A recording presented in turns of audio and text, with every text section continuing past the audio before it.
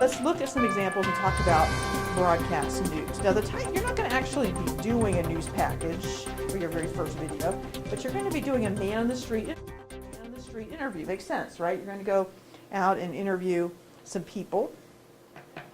And so just this week, yesterday, in fact, they had a man on the street type interview. Auntie, we were just talking about it. Did anyone see it with somebody from our department? Did anyone watch the Oscars last night? The Oscars? Yeah. Oh yeah, I watched the Oscars. Okay. I don't know what you're talking about. I know. I watched. Right out. Okay, so Zach Gershberg was on a man on the street thing.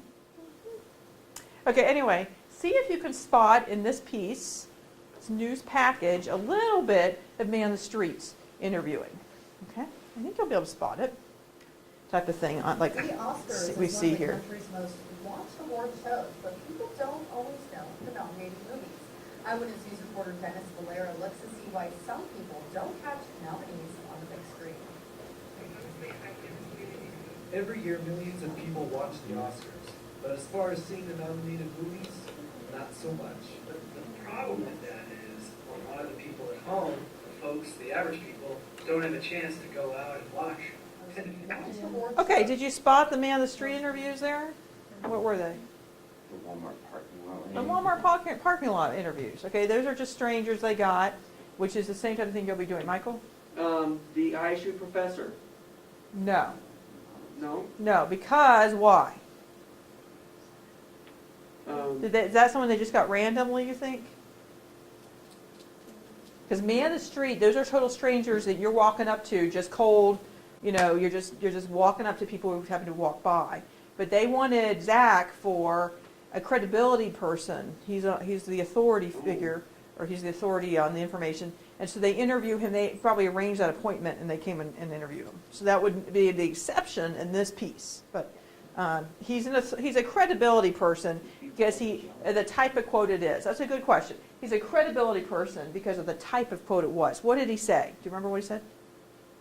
He was talking about the timing of movie releases, but why is he qualified to talk about them? Well, let's not get into that. I don't know. But the reason is because he knows that's a credibility soundbite. Okay, that's because of this reason, and a lot of people haven't seen these. Well, yeah, I mean he's in the communication, marketing, persuasion, and he talked about how the Hollywood has a marketing scheme that attracts people. So So he's a marketing expert, let's say. I don't know. I really don't know. I'm not slamming him or anything. I don't know. Okay, so here they see this. It was really windy. This is a good way to go, and so they put the lines. You know, they gave us a little bit of a transcript there. That's a good way to go if that happens. Okay. Okay, what is that shot right there? It's not very clear what that is, but it's the movie posters. What kind of shot is that? It's a pan of the posters. It's a pan of the posters. This is B-roll. Okay, and then we see someone going in there. So that is something you're going to want to get next class. Just want to give you a bunch of terminology. B-roll. These are visuals. This is everything basically that does not include the actual interview shots. Okay, visuals that illustrate what the person is talking about. Okay, or the point of the news piece. Okay, so what they're talking about. Okay, so the B-roll there, it's not very good to get visuals of a flat image like a poster. It's kind of boring, but maybe that's the best they could do. Okay, so here he is framed in his office, meaning the video is set up. You know, he's shot in the office. We couldn't go in to the theater, like inside.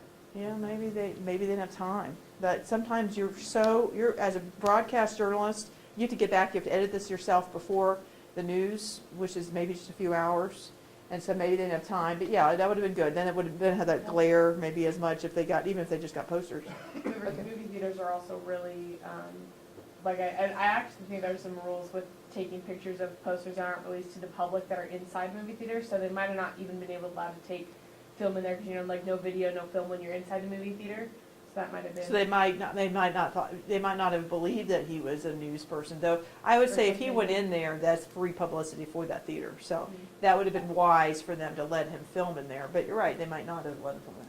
Okay, so as you're watching news, I want you to pay attention to framing. So do we see he's centered here, but he's slightly to the left? Why is that? The center of the full and Yeah, we back. stay away from centering our subjects. And also, he's looking off this direction. This is probably where the guy's sitting, the interviewer, right? So we give him what's called a look room here. Right? It's very important that when you frame your subject, you avoid centering, and we want to balance the look. Meaning, if he were like right here, and the look, he's looking off screen, whoo, that would add psychological tension to the image. So here, his eye line is there, so we balance the look. In fact, it would be better if that's slightly more centered, because if the edges are cut off of this, we don't want him to be cut off. Sometimes different TV screens, different people's old televisions and stuff, that'll change the ratio.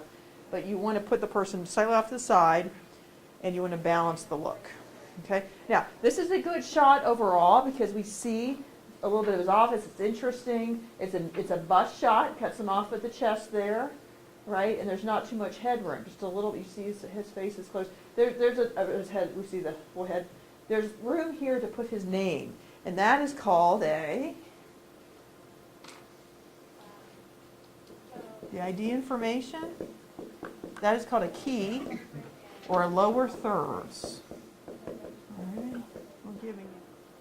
And there it is. Okay, so that's a lower thirds. See, it starts down here, and it would notice that it's always going to be over here. Even when the person's over here, it's always going to be consistently over there, right? There's going to be consistency depending on how the newsroom does things, and it identifies him as an ISU professor. So that's a name key. All right, so he's talking.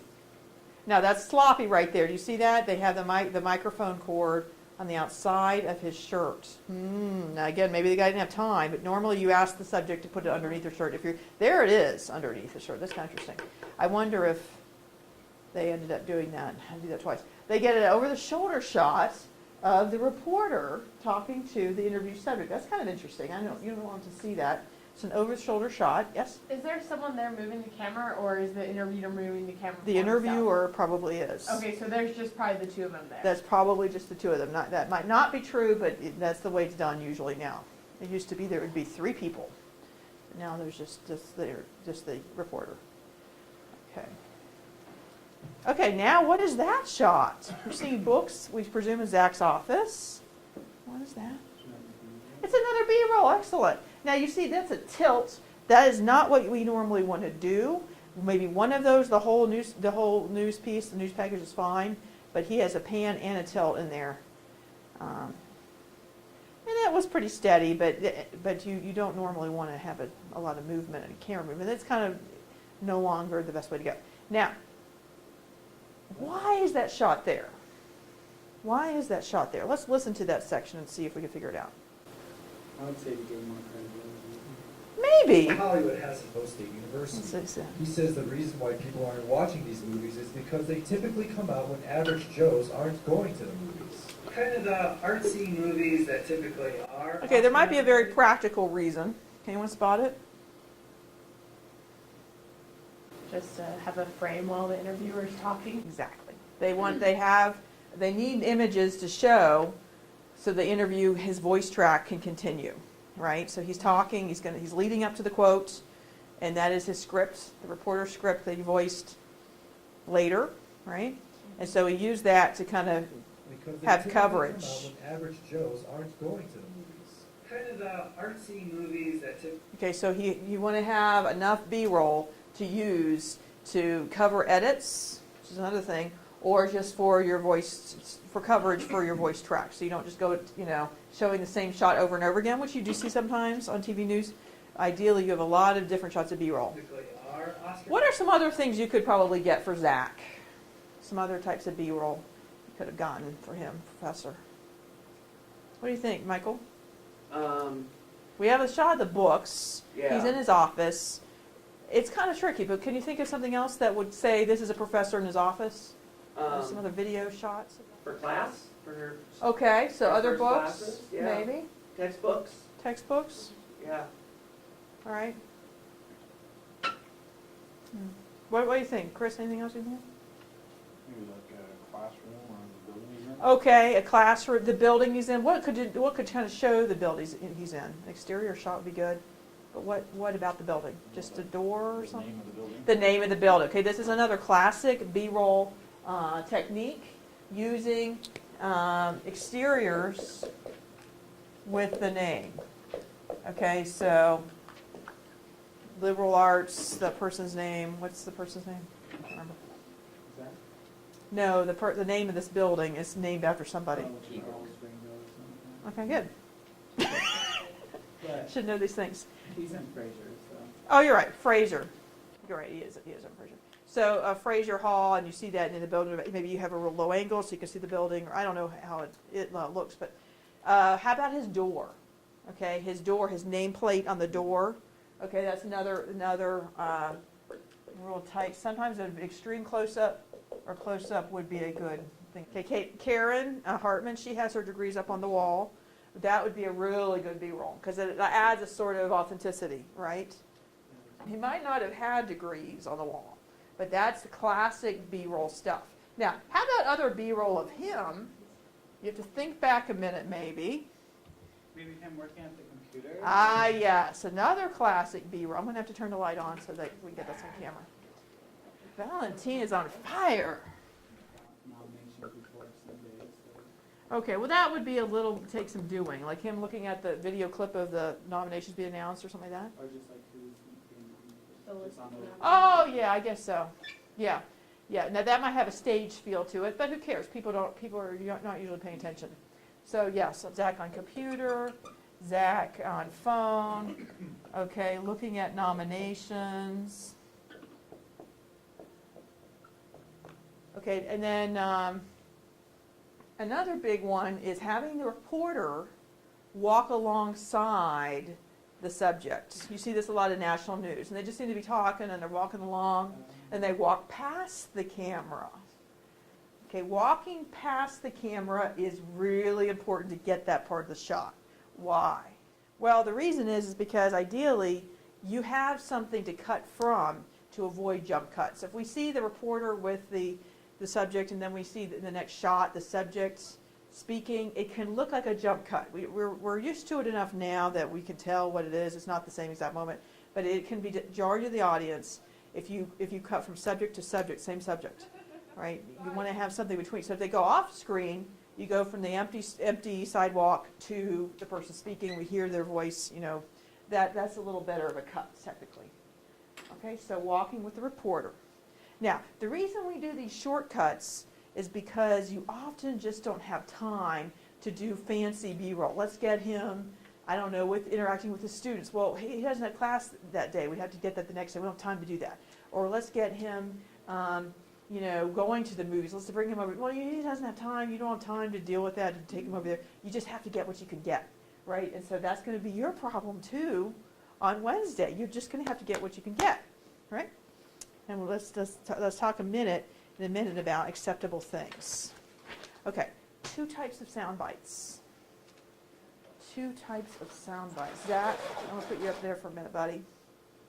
2 types of sound bites. Anyways, remember our news package is the building block of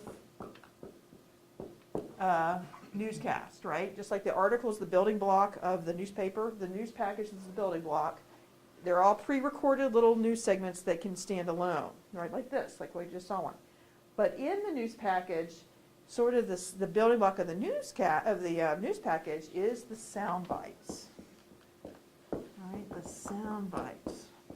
And these are these little interview snippets that we choose to use in the video. And believe it or not, most places, these are extremely short. The rule has been 15 seconds or fewer. 15 seconds. Now, obviously, the local stations here, they do longer sound bites, but 15 seconds is historically the rule for sound bites. Okay, so there's 2 types of sound bites.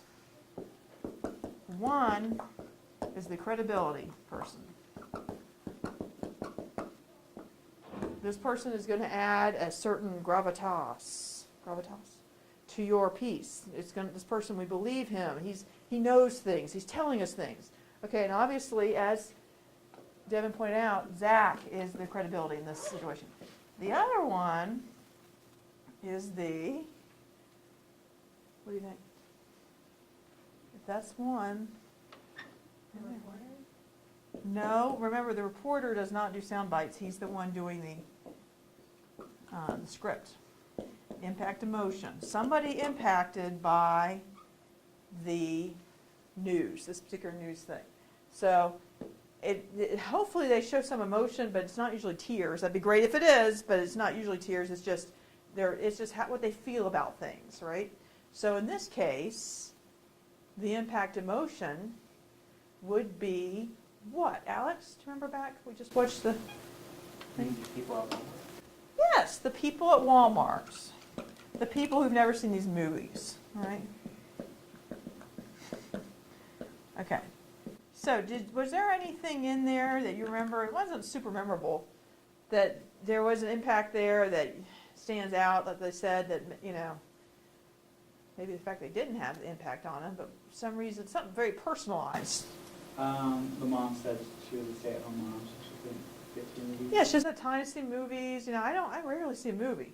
Okay, that personalizes the story. Imagine it with just Zach and no emotional impact person. As little as that was, it would be really boring to not have it, right? And maybe you might think it's already boring, but it would have been kind of dry to not have this. But if it doesn't have Zach, think about what it would be without Zach. This is the piece. Okay, just these people. Well, that's actually what you'll be doing. It'll be your piece, right? Because you're going to be doing this without having a person. Because that makes it too complicated. We won't do that yet. Question?